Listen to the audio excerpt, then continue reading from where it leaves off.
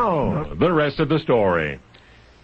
It is summertime in Atlantic City, New Jersey, and you are standing just beyond the intersection of Arkansas Avenue and the boardwalk, right on the beach beside Fortescue's Pier.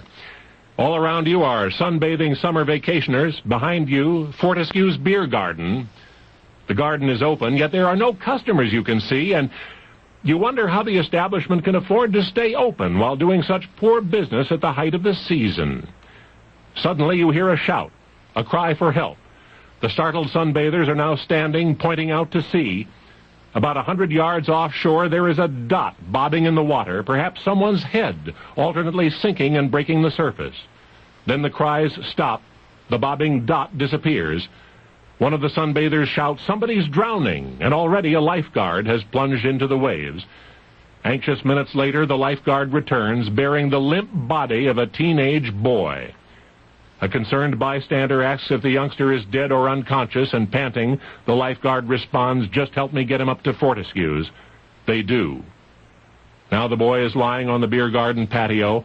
The lifeguard is pumping his chest, trying desperately to resuscitate him. Apparently, the valiant effort is in vain. To the murmuring, gathering crowd, the lifeguard demands, "Back away, give him air." One woman is weeping. Someone says, "It's too late." A hush falls over those assembled. Fortescue's proprietor is standing there, too, silently shaking his head. But then, so suddenly that the crowd lurches forward as one, the stricken teenager takes an implosive gulp of air. He's alive. As he edges his way toward consciousness, the crowd cheers.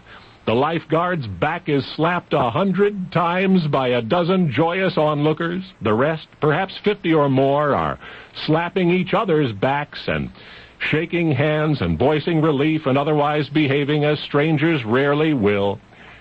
Someone heartily offers to buy the hero lifeguard a beer, and soon Fortescue's is submerged in a laughing, imbibing midday revelry. Well, guess what? It was all a setup. The drowning boy was a gimmick to draw customers into Fortescue's Beer Garden. The lifeguard, an employee of Fortescue's. So was the boy, of course, an ambitious teenager who thus earned $10 a week plus all the food he could eat as a professional drowner. Weather permitting, he was required to drown as many as 12 times a day, 7 days a week. Indeed, during one particularly sunny 2-week period, he drowned 168 times, each time to lure a new crowd of potential customers into Fortescue's. It's maybe not all that hard to imagine that same young fellow became a comic actor one day. Indeed, Atlantic City's incredible sinking man, William Claude Dukenfield, became screen legend W.C. Fields.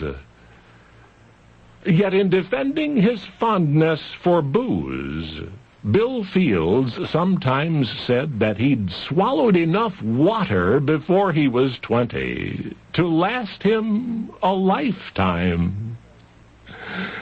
And you know what he meant, because now you know the rest of the story.